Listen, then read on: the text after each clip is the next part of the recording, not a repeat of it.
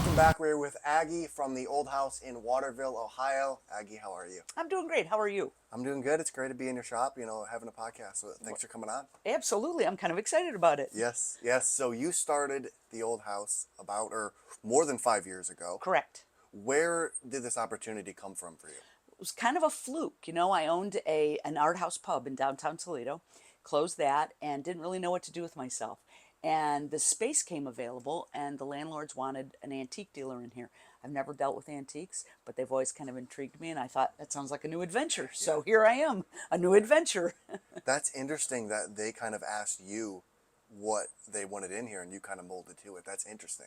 Well, you can't steer away from opportunities. Yeah. And how do you go about finding inventory for your antique shop? Unfortunately, it's very easy. It's probably easier than selling it. When I first started, I would do a lot of antique shows. I would do garage sales, go to estate sales. Now I've established myself in town pretty well, so I have a lot of people that will bring things into me and sell them to me, which is kind of nice. I don't have as much work, and people feel like I'm part of the community. For sure. And, I think like everyone has that stuff in grandma's attic, right? Oh my gosh, yes. That they're just dying to get rid of. So it's kind of like the perfect place. Right, it is. And some of it people will hold on to, but we're more of a minimalist society now. Yeah. So they'll take a sample of grandma's collection and sell the rest to me, which works out just fine. Yes. And what has been your favorite antique that has came through your shop? Well, it's funny. It took me a long time to get some Indian artifacts and relics, that kind of thing. But I really love that it's so community based. We have such a rich history around here, from General Anthony Wayne to American Indians. There's just such a depth around here that I really enjoy the local history. Yeah.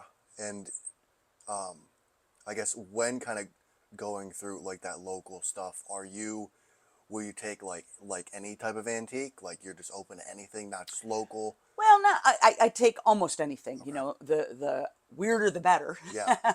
But there's limits. There's antiques like anything else kind of go in cycles. So something that might sell milk glass when I started was a big item. And then it died. For my middle years, I couldn't give it away, and now it's coming back again. So I tend to buy more milk glass now, whereas I stopped for a couple of years because nobody wanted it. So it's fun watching the trends. Yeah. And what is something that would surprise someone about your business? I think the variety of things. People hear antique store and they immediately think, "Oh, that's scary. If I don't want to spend $1,000 on a dresser, I can't do that." But mine's really kind of a quirky establishment. I say it's antiques, curiosities, and reincarnations, and I really mean that. So there's everything from, I have Cleveland Indians old ball caps to I have a trade hoe from Muskegon, Michigan, that's from the 1700s. So you really have to kind of walk in with an open mind and see what jumps out at you, because the store will really tell you what you want. Yes. And why did you decide to kind of come down to downtown Waterville and like open your business here versus another city? It was truly a fluke. The space was open.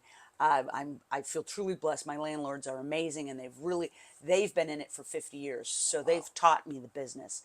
They don't want to have a storefront anymore, but they've really kind of shown me what's important, which has been an eye opener, because you walk into this kind of thinking, "Oh, how different can it be?" Yeah. And it is. There's so many different caveats to it, and there's so much to know. So the space opening up came before I knew I wanted an antique store. I didn't realize it was my dream, but it ended up being one of my dreams. And so your landlords were kind of like a mentor to you getting Oh, into the business. extremely, extremely. And again, a fluke. Wasn't like they were reaching out and wanted to teach me. It just kind of fell into place, and we got along very well, and they became very good friends of mine and have really taught me what to pay attention to. Yeah, that's interesting. I feel like that journey is very different. Most people kind of look at their landlord of like, oh, they're like taking money from me, but you kind of was like, okay, like what can I learn from them? Oh my gosh, yes. It's been not unlike the store. You have to be open.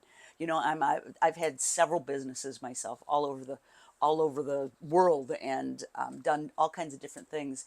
And if you're not open to an opportunity, you miss a lot of really good things. Absolutely.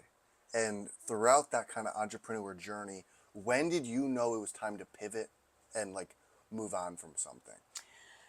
You know, that's always a tough transition. It's both a death and a birth. Yeah. When I had my dinner theater, I always thought that that was where I wanted to be. Theater's my background, and I was really looking forward to having that. Worked on it for years, and so when it ended, it was a tough transition for me. But I think it was the right one. You know, all of a sudden, I'm not 25 anymore, and I don't want to be a boss of 30 people.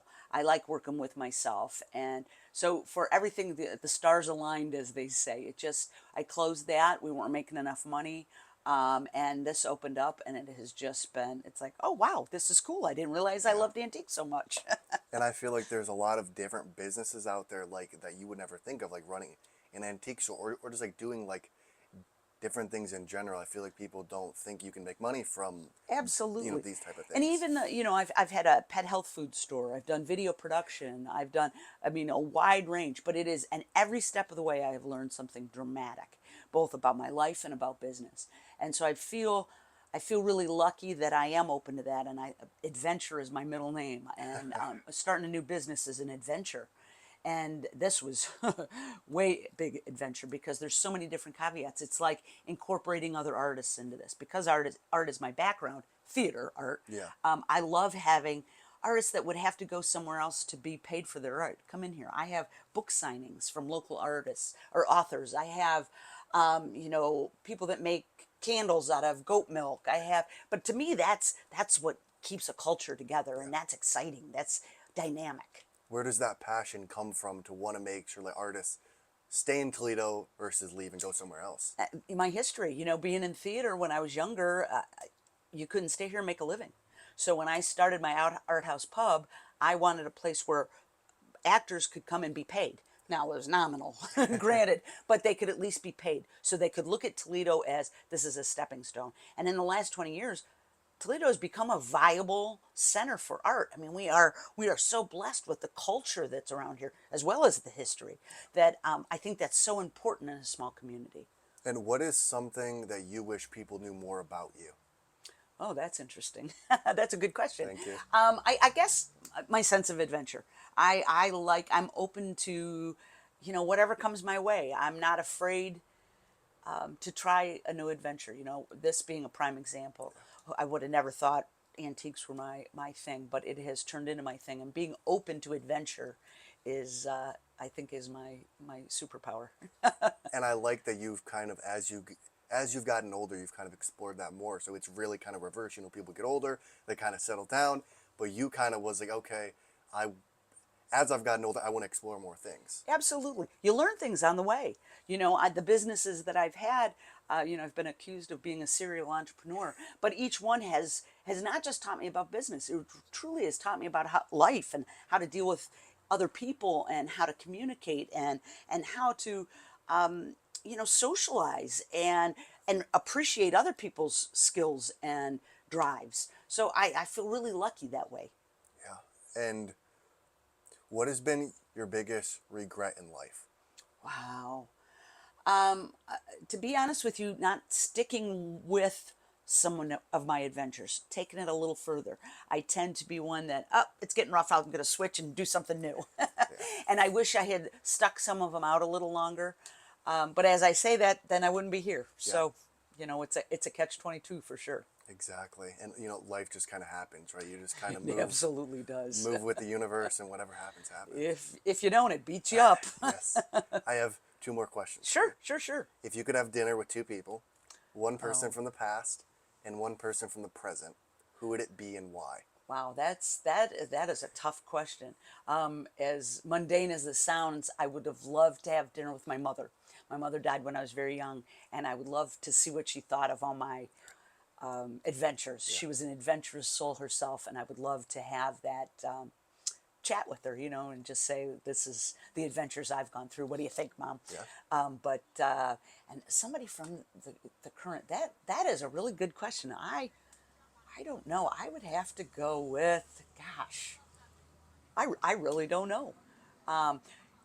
Maybe Warren Buffett, because I think he's an adventurer, and I think he's old school adventurer. And it's not about his money; it's about that he tries things and he supports other people and What a creative mind.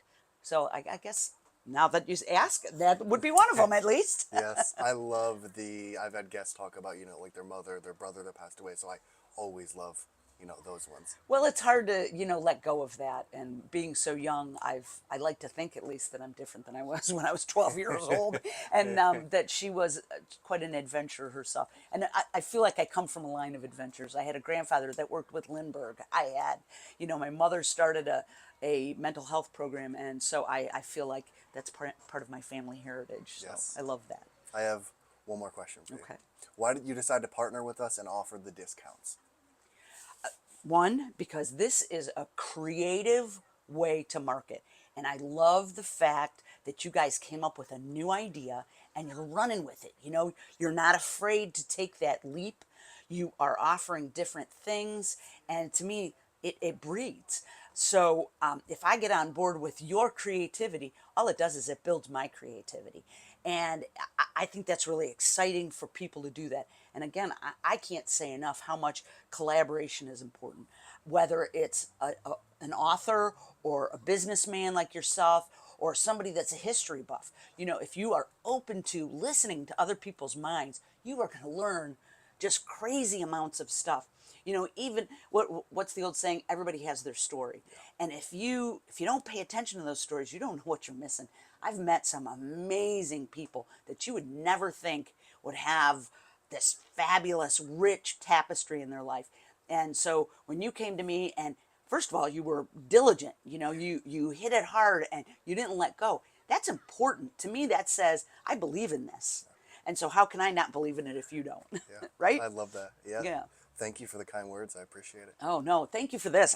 This is fun for me. I'm excited and I look forward to seeing it. Yes. Well, that's other questions I have. How can people find you, and what is one thing you want to leave people with?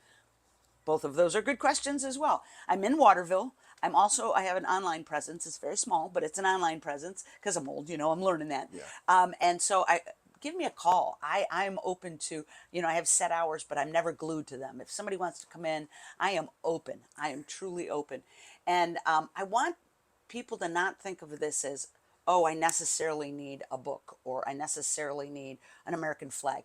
Come in and be open to the adventure because it truly is an adventure. You walk through this store, I have 8 rooms, and every room screams at and it's things you never dreamed you had an interest in, but it sparks something.